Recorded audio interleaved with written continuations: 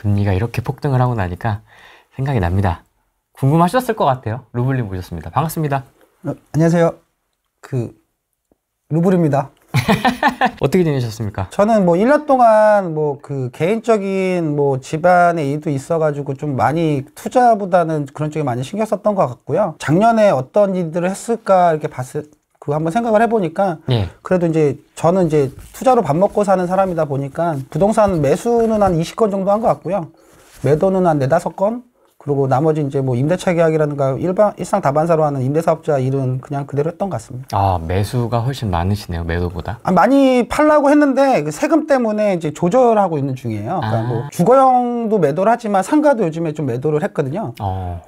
상가를 매도했던 이유는 금리가 이제 올라가고 그다음에 이제 다달이 금리가 올라가니까 다달에 이제 현금이 쌓이는 비중이 좀 낮다 보니까 현금 비중을 좀 더 높이기 위해서 상가는 좀 매도했던 것 같아요. 근데 아파트 같은 경우는 개인 명의 있는 거를 이제 팔다 보니까 한 연도에 너무 많이 팔면 이제 합산과세가 될 수가 있어서 좀 조절해서 이제 팔고 있거든요. 근데 다행히도 뭐 제가 갖고 있는 물건 자체가 매수 문의는 있는 거라서 팔 수는 있는데 이제 그 조절 중에 있습니다. 아니, 금리가 이렇게 올라가는데 지금 루블님을 20개나 사셨다고 하니까 금액적인 비중으로 본다면 한 15% 정도가 이제 아파트나 이제 차익형 물건이었던 것 같고요. 나머지 이제 85% 정도가 이제 상가나 이제 수익형이었던 것 같아요. 상가는 끝났다. 수익형, 다른 거 오피스텔도 있지만은 지금 다 힘들어하고 있거든요. 급격한 금리 인상에 안 힘드셨습니까? 괜찮으셨어요? 저도 힘들죠. 루블님도요? 예. 루블님이 힘들까요, 과연? 힘들다는 게 기준이 좀 다를 수도 있는데요. 예전에 제가 받았던 금리가 3.5%대 기준으로 하고 4% 기준으로 한다면 지금 뭐 높은 거는 한 6%에서 7%까지 올라갔잖아요. 그러면은 거의 한 2배 가까이 된다고 하면 당연히 다달이 나가는 이자가 비중이 높다 보니까 다달이 현금이 쌓이는 복리 구조에서는 당연히 수익이 좀 많이 줄었죠. 3-4년 전부터 저 같은 경우는 원금도 같이 갖고 있었거든요. 원금도 같이 갖고 있다 보니까 이제 원금 갚는 거하고 이자가 높아진 부분이 있다 보니까 이제 다달이 현금이 쌓이는 비중이 좀 확실히 줄은 거죠. 그래서 이제 올해나 아니면 계속 이제 금리가 올라가면 제 생각에는 당분간은 이제 금리가 급격하게 또 낮아지거나 아니면은 뭐 이렇지 않을 것 같은데 그럼 시간이 지나다 보면 투자자분들이든 아니면 어떤 사람분들 중에 힘든 물건들이라니까 정말 이제 싼 물건들이 나올 수가 있다라고 생각이 드는데 그때 제가 현금을 안 갖고 있으면은 그런 물건을 선택을 할 수가 없잖아요. 그래서 현금 비중을 좀 높이기 위해서 아파트나 이런 거는 세금 때문에 팔 수 있을 만큼만 조금 이렇게 정리를 하고 그다음에 상가 같은 경우는 몇 개를 정리했습니다. 상가를 정리했던 기준 같은 경우는 팔려도 되고 안 팔려도 되는, 그러니까 제가 그냥 상가를 갖고 있어도 그냥 다달이 수익률은 나오는 물건이어가지고 그냥 굳이 안 팔아도 되는데 현금을 보유하기 위해서 시장에다 내놓은 거죠. 시장에다 내놨는데 그렇게 이제 금액을 저도 싸게 팔진 않고 저는 제가 받을 수 있는 만큼의 금액. 근데 이제 그 금액이 당연히 상가에 대한 인기가 없으니까 금리가 당분간은 지속되고 그 다음에 제가 높은 임대를 맞춰놨기 때문에 그 수익률보다는 물가 상승률 대비해서 많이 오르지 않을 것 같다는 생각이 들어서 잘 채워놨기 때문에 하방은 막아져 있는데 상방은 높지 않잖아요. 근데 만약에 그거를 팔아서 현금을 만든다면 그 현금을 가지고 정말 예전에 2-3년 전에 금액대로 나오는 물건이 만약에 나온다면 상가를 갈아타려고 하는 생각으로 현금 비중을 좀 높이기 위해서 상가를 몇 개를 팔았던 것 같습니다. 그럼 매도하는 것들은 다 그런 기준으로 파신 거예요? 저번에 말씀드렸다시피 제 기준이 있거든요. 그러니까 제 기준에서 이제 제가 처음에 물건을 샀을 때 단기에 팔아도 100%, 그러니까 최종 투자금의 100%의 수익률이 나와야 된다라고 했잖아요. 그 기준의 금액에서 팔았습니다. 근데 이번에는 마지막에 조금 감액 조금 깎아주면서 팔았는데 최종 투자금의 세전으로 했을 때 한 90% 정도에서 100% 정도 수익을 남기면서 제 기준 안에 있는 걸 판 거죠. 그러면 이 시기에 매수했던 기준은 또 뭡니까? 최근에 마무리된 게 하나 있긴 한데요. 근데 그 물건 같은 경우가 원래 저만에 있는 지역에서 처음에 이제 부동산 사장님한테 연락이 온 게 미리 이제 말씀해놨죠. 그러니까 정말 시세보다 최소한 어느 정도 금액대가 싸면 저한테 말씀 좀 해주세요 했는데 근데 제가 봤을 때 그 지역을 무조건 알고 있기 때문에 그 금액은 보통 시장에서 전 상황이라고 하면은 33억에서 35억 정도에 거래될 수 있는 물건이었는데 저한테 처음에 나왔을 때가 32억에 나왔습니다.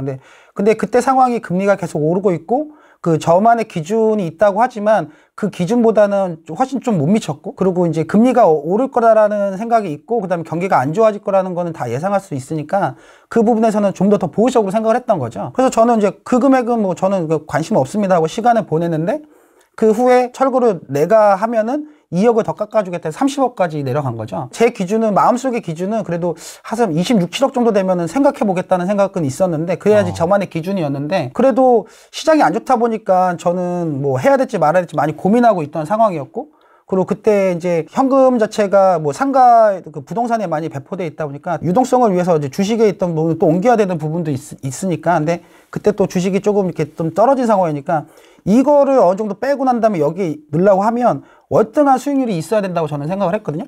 그래서 이제 그렇고 나서 이제 저는 그냥 조금 일을 벌리지 말자. 경기도 안 좋아질 거죠. 금리가 올릴 거니까. 근데 이제 어느 시점이 딱 되니까 그 금액이 얼마까지 내려왔냐면 26억까지 내려왔습니다. 쫙쫙 내려오네요. 예. 근데 이제 그 후부터는 이제 제가 도면이든 현장을 다 파악을 했는데, 그렇게 금액이 낮게 나왔던 이유가 거기가 병원이었는데, 네. 그분이 이제 서울에 이제 그 좀 더 확장을 해가지고 그 서울에 이제 병원을 개업했는데, 거기에다가 공사 중인데 거기에도 잔금을 치러야 되는 그런 상황이었던 거예요. 아, 급해서. 근데 뭐 나중에 알고 보니까 유명하신 의사분이셨고, 그분이 돈이 없으신 분은 아니었는데, 그렇게 크게 신경 쓰는 것보다 빨리 정리하고 또 다른 쪽에다 집중하자라는 생각이 컸던 것 같아요. 그래서 저는 근데 26억이면은 제 마음속에 저만의 기준에는 들었는데, 그거는 예전에 금리가 좀 적정 수준에 있을 때 수준? 그 다음에 경기가 그렇게 막 이렇게 침체로 간다라는 그게 아닌 상황에서의 저의 기준이었다면, 네. 여기서 좀 더 보수적으로 생각해야 된다는 생각을 있어서 시도를 한번 해보자. 내가 더 가격을 밀거나 어떤 상황에 내가 원하는 대로 특약이나 이거 적을 수 있다면 해보고, 아니면 말자라고 해서 이제 최종적으로 이제 조율이 들어갔는데. 아, 더 밀어본 거죠? 예. 근데 결국은 뭐 결론으로 말씀드리면 24억 6천에 매수를 했고요. 잔금을 한 달 내에 치르는 조건이어가지고, 그래서 결국은 24억 6천을 까지 밀렸을 때 정말 해야 되냐 말아야 되냐라는 생각을, 그 마지막 조율하기 전에 어느 금액까지 오면 무조건 해야 된다라는 금액을 정했던 금액이 있어요. 그게 25억이었거든요. 25억이면 아무리 생각을 해도 제가 다시 임대를 채우면, 보통 2, 3년 임대를 채우고 나면 2, 3년 후에도 금리가 지금의 수준일 것인가 라는 생각을 했을 때, 제가 생각했을 때는 2, 3년 있다가는 지금의 금리 수준보다는 뭐 비슷할 수도 있겠지만 제 생각은 조금 낮을 수도 있겠다는 생각이 들어서, 그럼 현재 기준에 뭐 대출금리가 6%, 7%일 때도 내가 과연 이기는 그 구조를 만들 수 있을까 했던 그 기준 금액이 아무리 보수적으로 생각해도 25억이었던 거죠. 근데 뭐 24억 6천에 매수하게 된 거는, 잔금은 보통 3개월을 달라고 하는데 한 달 내에 해달라고 해서 그 마지막에 한번 말 한마디를 던진 거죠. 2달 빨리 잔금하는 거니까 한 달에 기회비용이 2천만 원이 낮아지니까 한 달에서 4천만 원 더 깎아줘라 했는데 그냥 오케이 하시더라고요. 왜 한 달에 기회비용 2천만 원이에요? 그냥 1,000만 원 하면 자욕 갖고 2천만 원 하면 그냥 던진 거죠.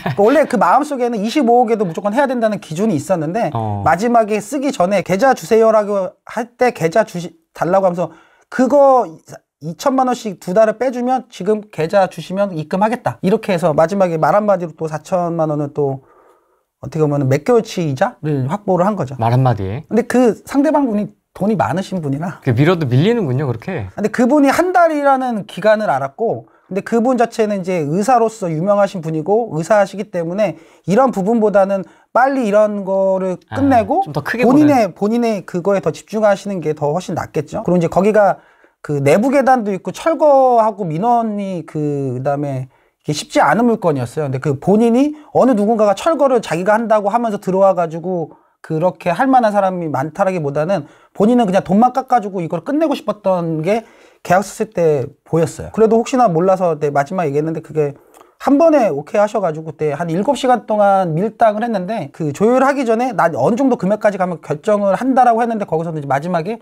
그날 클로징을 하고 가계약금 먼저 그냥 보내버린 거죠. 근데 그 25억이면 무조건 한다라는 그 기준이 어떤 뭐 절대 수익률이나 뭐 이런 기준이 있습니까? 지금 금리가 6에서 7%까지 이제 대출금리를 한다라고 하면 레버리지를 어디까지 일으킬 수 있을까라는 생각을 했을 때 그 금액을 기준으로 했을 때 최소 15% 이상 수익률이 나오냐, 이자를 다 납부하고도 금리가 올라간 거를 생각을 했을 때, 그러니까 제가 한 7.5%까지 계산을 했을 때 그 이자를 납부하고 내가 남는 금액이 레버리지 수익률이 15% 이상이 되느냐. 근데 그 기준 안에 들었고, 그 향후에 2, 3년 후에는 금리가 낮아질 건데 그러면 당연히 수익률이 높아질 거잖아요. 높아지면 그거에 대해서 그 최종 투자금에 곧장 매매를 해도 100%에 대한 수익률이 나올 것인가.